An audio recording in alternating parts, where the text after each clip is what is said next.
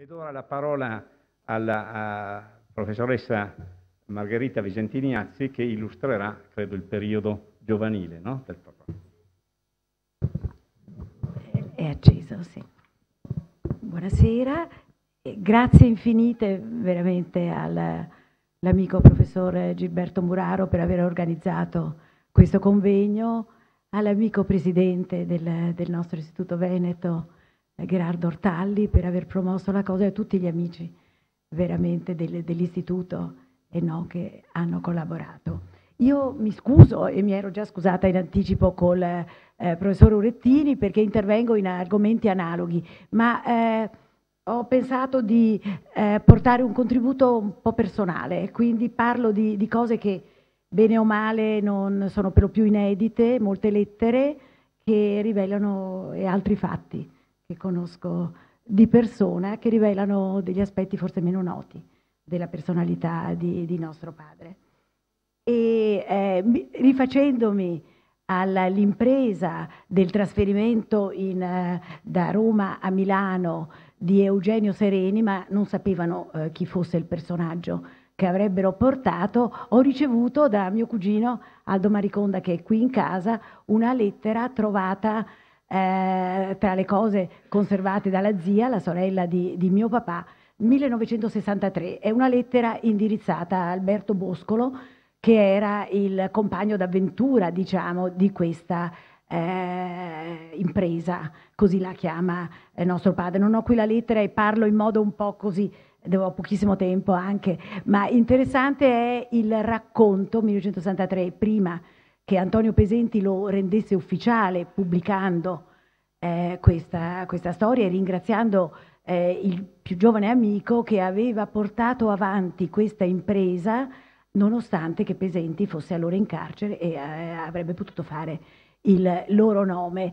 E ricorda tra l'altro l'arrivo mi sembra in Piazza Mazzini, ma non ricordo esattamente il luogo, a Roma, queste tre persone che salgono, un signore con una barba enorme, una bambina con una bambolina e una signora, giovane signora chiaramente incinta, e poi la trasformazione a metà della strada, un viaggio avventuroso anche per la macchina che ha problemi, per il clima, per la nebbia, ma a un certo punto scendono, escono da una borsa, dice non so da dove, questi lucidi passaporti svizzeri, e la bambina guarda, è come Babbo Natale, questo papà, che la bambina praticamente non conosceva perché era da poco uscito dal carcere e sarebbe stato mandato al confino se non fosse riparato in Svizzera, e la bambina, che poi racconterà la cosa, dice era come Babbo Natale, la mamma gli mette una schiuma e poi lui le guance lisce, e appunto questo racconta anche mio papà, ma in termini un po' diversi, e poi conclude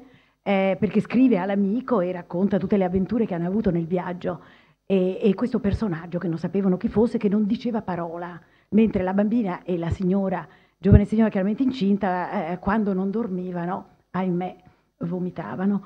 E dice però a un certo punto, pochi giorni dopo, dice dopo la liberazione di Roma, a casa di Siglienti ho incontrato il senatore Sereni, e scrive nel 63, era già senatore, e dice mi ha guardato come non mi avesse mai visto. È stata un po' imbarazzata, ma prima di uscire la moglie mi è venuta incontro e mi ha detto guardi, io so benissimo chi è lei e anche mio marito lo sa, però siccome non hanno scelto un compagno, non riconoscerà mai. Dice, e in effetti non ha mai fatto parola di questa cosa. Questo per quanto riguarda l'episodio di Sereni. E poi mi aggancio, mi scusi, così, a quanto ha detto il professor Urettini, che con la sua monografia è il punto di riferimento per la biografia di Bruno Visentini.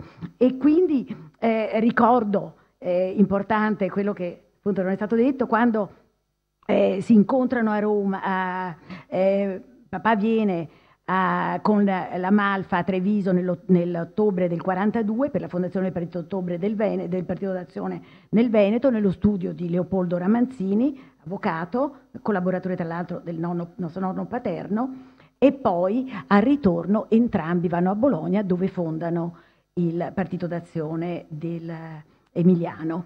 La sua attività nel Partito d'Azione riguardava soprattutto la stampa dell'Italia Libera, ma passo di qua che ho. Scusate.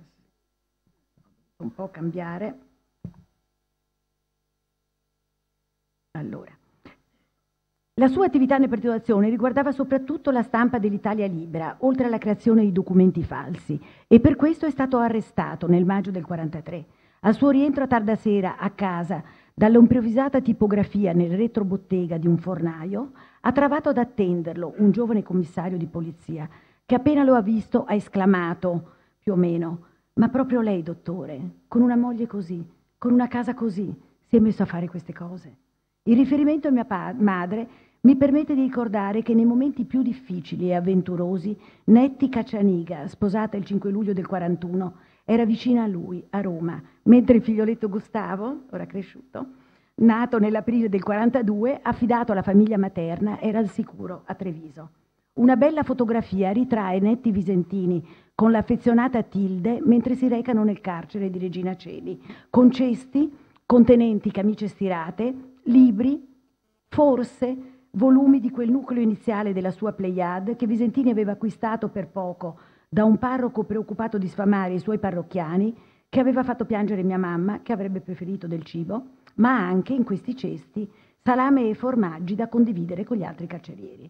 Uscito di prigione in seguito alla caduta del fascismo il 26 o 27 luglio del 43, Visentini ha ripreso subito l'attività politica. Era a Venezia a fine agosto del 43 per la riunione del Partito d'Azione Veneto e in quell'occasione ha incontrato, forse per la prima volta, il giovane Franco Cingano, 4 anni meno di lui, brillante, mi sembra di più anche, è del 23, sì, molti.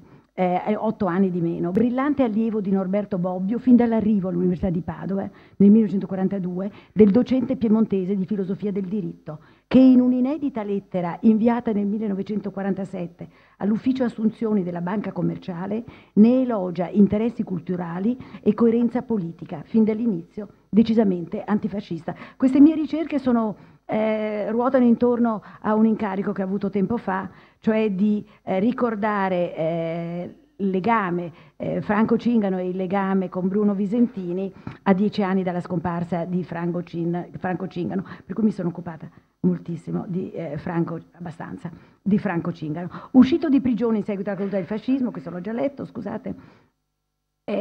Ritornato a Roma, Visentini si è schierato in prima persona nella tragica difesa della città contro l'occupazione nazista, quindi i primi di settembre, ed ha assistito il 10 settembre a Porta San Paolo all'uccisione, a pochi passi da lui, dell'amico e azionista Raffaele Persichetti, che invalido di guerra aveva raccolto alcuni dei suoi commilitoni allo sbando nel tentativo di ostacolare l'accesso dei tedeschi. A questo episodio si riferisce Bruno Visentini appunto in 2 anni di politica italiana, ricordando quelle tragiche giornate, dicendo eravamo solo noi allo sbando e i tedeschi, nessun esercito ufficiale ovviamente. Negli anni successivi e finché è vissuta, Visentini ha inviato regolarmente alla madre di Persichetti toccanti parole di vicinanza nel ricordo, a Natale e a Pasqua, lettere che sono appunto nell'archivio Visentini.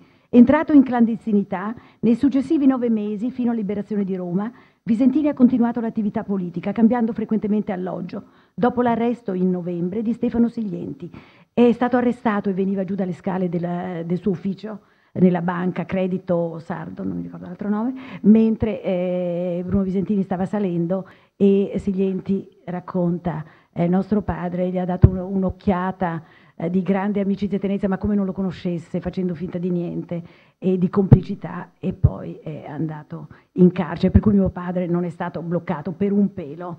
E allora, da quel momento, dopo l'arresto di Siglienti, presso la cui abitazione si era trasferito con la moglie Ines Siglienti, anche lei persona fondamentale nella storia di questi anni a Roma, e sono passati i nostri genitori da una casa all'altra, aiutati da una rete di solidarietà. Una sera dell'inverno del 43-44 avevano avuto conoscenza della disponibilità dei signori Page, diplomatici americani. Si erano presentati all'ora di cena nella loro residenza sul Lungotevere. Il maggiordomo che ha aperto la porta ha poi subito chiamato l'ambasciatrice, la quale, lasciati i suoi ospiti, li ha accolti a braccia aperte, invitandoli a raggiungerli in sala da pranzo. E all'obiezione di mia mamma, che non poteva, con i capelli bagnati, rispose: mia cara, la classe si riconosce anche sotto la pioggia, come la stessa signora Page mi ha raccontato, mettendola perché quando mi sono sposata è venuta a venire a conoscermi, mettendola subito a suo agio. In quel periodo mi hanno concepita e per poco non sono stata registrata all'anagrafe quale figlia di padre ignoto, come era successo alla mia compagna di scuola Paola Alatri, di qualche mese più anziana, così mi raccontava sempre mio papà, quando non eravamo insieme e mi telefonava per il mio compleanno. Nel frattempo Visentini ha continuato la collaborazione con l'Italia Libera. In 2 anni di politica italiana ricorda come la stampa clandestina del Partito d'Azione era, sono sue parole, era la più abbondante, la più diffusa, la migliore. Dall'8 settembre del 43 al 4 giugno del 44 esso pubblicò 18 numeri del giornale L'Italia Libera e qualche decina di opuscoli. Dal 20 aprile al 30 maggio del 44 il giornale, che veniva tirato in un numero di copie che variava dalle 10 alle 15.000, uscì regolarmente ogni 10 giorni. Furono 5 numeri ottimi veramente, pieni di fermezza e di misura, la cui influenza non può venire dimenticata. Finita la guerra, e mi riallaccio ancora all'intervento del professor Urettini, quanto tempo ho ancora? Finito? No. 5? Allora, finita la guerra e formato il governo Parri, Visentini comincia una carriera politica, diciamo, è coinvolto direttamente in moltissime imprese, ma contemporaneamente non vuole, questa è un'interpretazione mia, ma non vuole tralasciare la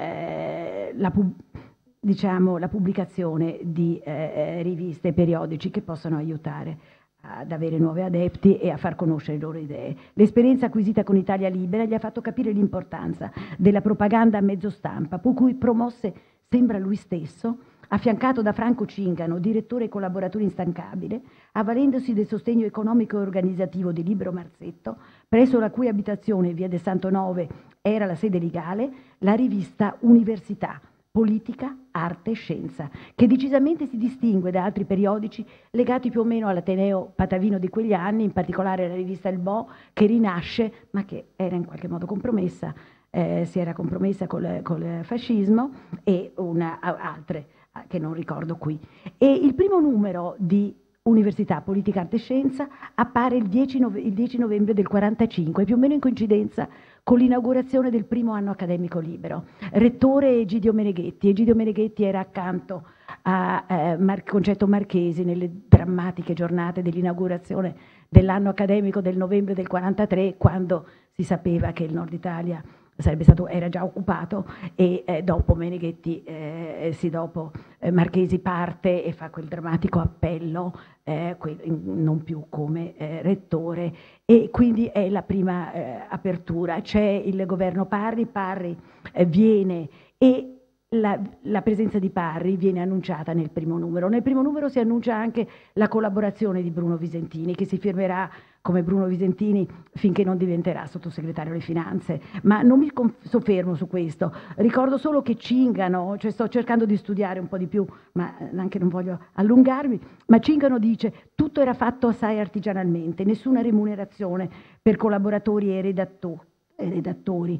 Questi ultimi, di fatto, oltre a me che stavo alla macchina, erano Sergio Romagnoli, Luigi Caiani, amico carissimo di Franco Cingano, Renzo Piovesan, Elio Chinol, Licischio Magagnato e Giorgio Peri. Quest'ultimo disegnò la testata e curò sempre la parte grafica e l'impaginazione, che in qualche modo, mi pare, anticipò quella del Mondo. Ricorderà Cingano anni dopo. Della rivista, scrive ancora Cingano, Bruno Visentini era la colonna portante, la voce principale, nell'analisi e nel commento politico. Nel primo numero di Università annuncia la pubblicazione del secondo numero della sua persona, e da allora è sempre presente. Gli editoriali di Visentini erano l'architrave su cui reggevano le posizioni e le linee del giornale, archiviate ormai, ma questo l'ha già detto il professor Urettini, e lascio stare.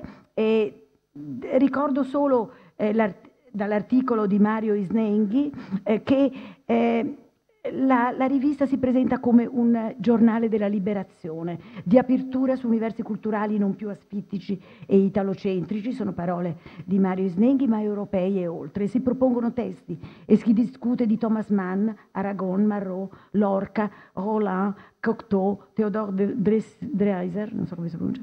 Si presentano mostre di pittura in corso a Venezia, Milano, New York, parlando tra gli altri di Van Gogh, De Pisi, Saetti, Gino Rossi, Carrà, Springolo, Modigliani e Guidi, e lì il contributo di Cingano è veramente fondamentale. E poi scrivono vivissima l'attenzione all'arte contemporanea di cui si occupano Giorgio Peri, Gisco Magagnato, Elena Povoledo e altri docenti dell'Ateneo. Nella rivista muovono i primi passi scrittori e poeti, ma questo è già stato detto, come Zanzotto, Antonio Barolini, Giuseppe Mesirca e Neri Pozza.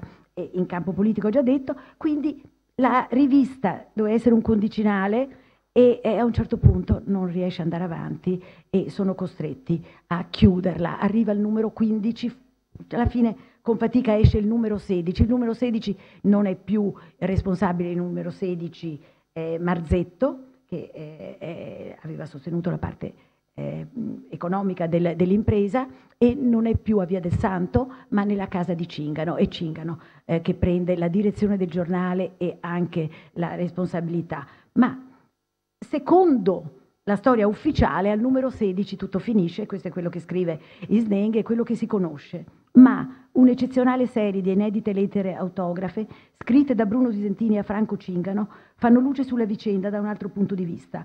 Bruno Visentini si batte in ogni modo per la sopravvivenza della testata, l'unica voce, a suo avviso, veramente libera, democratica e indipendente dell'Italia post-bellica.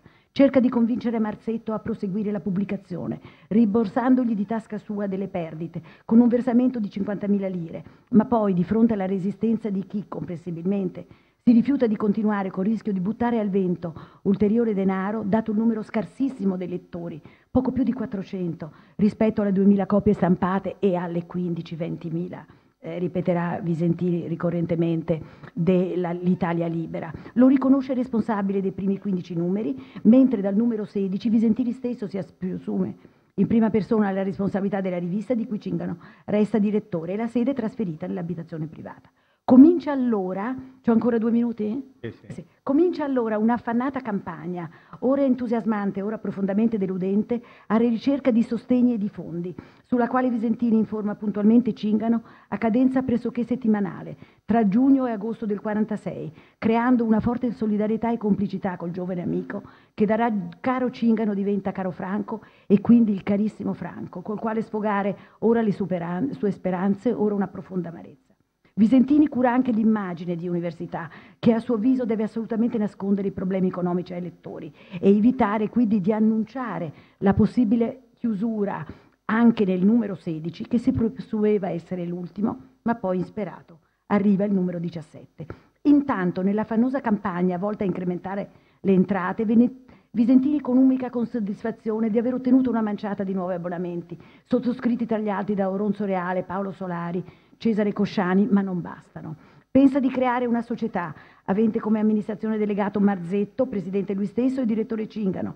Spera in possibili sponsor, e ci sono vari nomi su cui non indugio, e scogita anche la possibilità di finanziare università con la vendita delle dispense delle lezioni di docenti amici e collaboratori della rivista, tra i quali Benedetti e Marchesi, evidentemente senza successo. E suggerisce anche di stampare dei manifesti accattivanti, con l'indice degli argomenti trattati nel numero in uscita della rivista, da affiggere in luoghi pubblici, per attirare l'attenzione ai possibili lettori, soffermandosi sui singoli dettagli. Si preoccupa anche dell'immagine della rivista e via dicendo. Non indugio oltre, voglio solo dire che il discorso è ovviamente lunghissimo, ma è una grande delusione. E la delusione non si limita a università. Visentini insiste e dice: sì, certo, sono stato contattato anche da qualcuno molto vicino a Togliatti, ma noi vogliamo restare indipendenti. Sono parole bellissime tra i due amici, ma è soprattutto Visentini che scrive, spero di trovare le risposte di Cingano: noi dobbiamo restare indipendenti, quindi ci sono i grandi partiti che prendono un po' tutta l'area, noi, la politica è la nostra passione, ma dobbiamo farla da persone libere. Se non possiamo, meglio ritirarci. È quello che fanno, è quello che farà anche Bobbio dopo un tentativo, dopo le elezioni andate male, dopo varie vicende, ma appunto dopo anche che sfoceranno nella fine del Partito d'Azione. Io mi fermo qui, vi ringrazio per il tempo in più e mi scuso.